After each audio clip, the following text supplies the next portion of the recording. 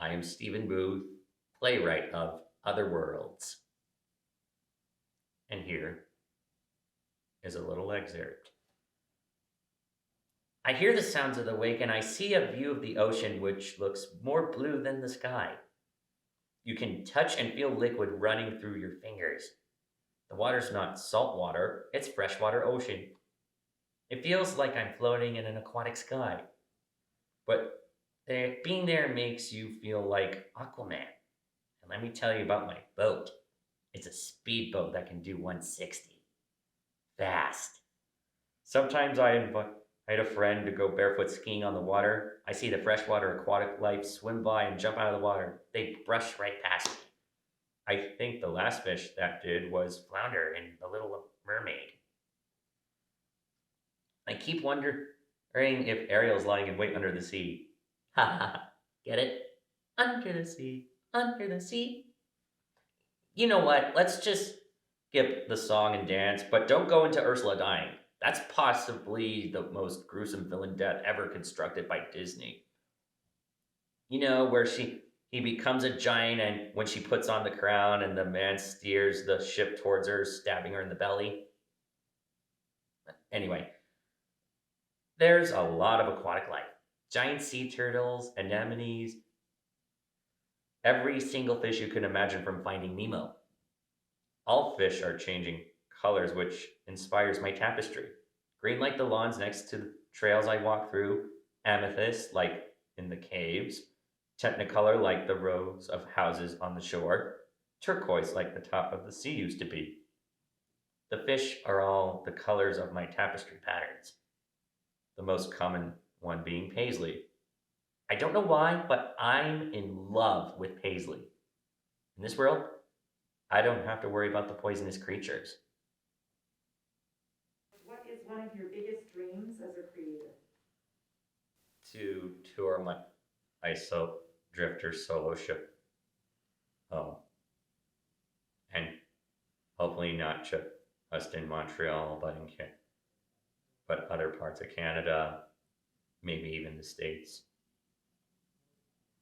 And to write different characters who are not neurotypical, which is what I'm writing the Drifter to be, as well as the play, as well as Other Worlds with both Riley and Kale, who are the main protagonists. And yeah, touring my solo show. It is about a drifter who travels in dimensions to explore the human condition.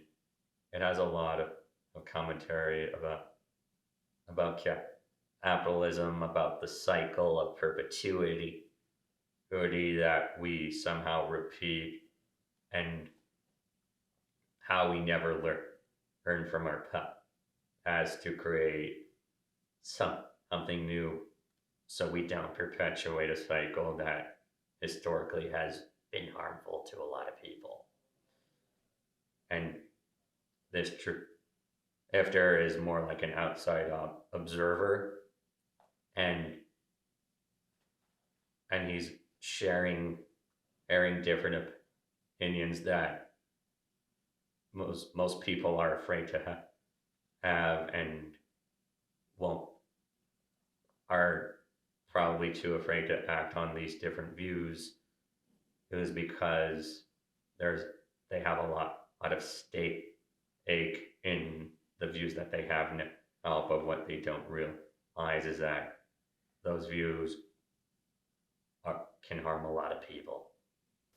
These worlds that these drifter explores are like possible outcomes, and on how little actions can create those outcomes. And it's basically a desire to find his own place without selling out his beliefs. It's kind of a little bit inspired by the works of David Ives and John Mine's Possible Worlds. And what I'm hoping to write is with this solo show is to have people see this drifter in the same version in different multiple times, but in different scenarios. My previous work as a performer has given me the necessary background and it gives me a lot of ambition with the piece, and I want to contribute any skill that I have to the solo show and other works I do in the future, which will be vital and energetic. It's important for the world to have these stories because they are stories that have rarely been told, and if they have been told, they can be told through a not so typical narrative, and uh, and if that can be spread, if I can help spread that in any way, I will create that in any way. I will is what I mean. Nick, a lot of what I've been doing in the process is based, and I want to do something a lot more physical, and I wanted to keep up the momentum because I recount my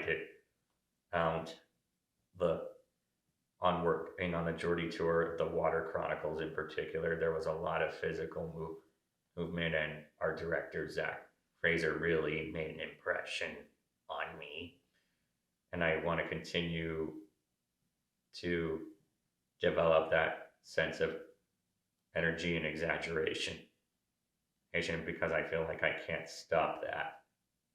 I want to continue developing the physical aspects of my performance skills and possibly verbal skill performance skills as well.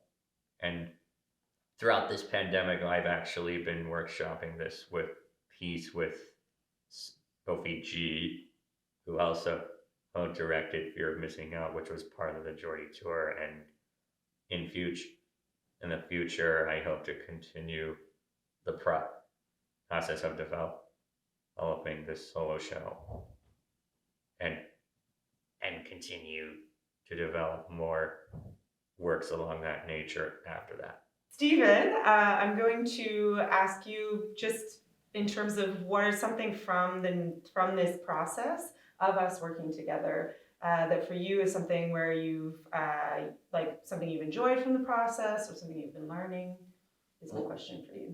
Well, one of the things I enjoy about our process is our time together and the prompts that you give me every week, which are manageable and exciting.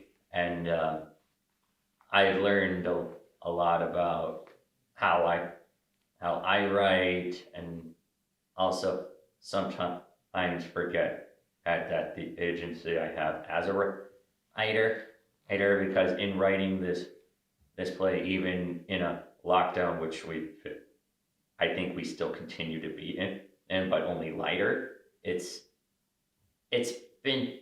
It's an interesting process writing a new play, and writing a play in a pandemic. Sometimes you wonder about whether things are going to happen, if it's going to happen. Sometimes it gives me an opportunity to reflect on what I wanted to see on stage myself. And right, I mean, it's like I've been a part of the Young Creators Unit, and I've been developing my solo show, and it's going to continue to be in development in the coming time. This commission is really my first venture into writing, and I realized there was a lot of trust that Geordie has placed in me in writing a show over And it's it's quite inspiring and motivating. Finding ways to support your instinct and your visions has been absolutely a privilege. And yeah, just figuring out how to get the vastness of your beautiful imagination onto the page has been really really inspiring and excellent. And just this time to think about writing plays differently has been really great too.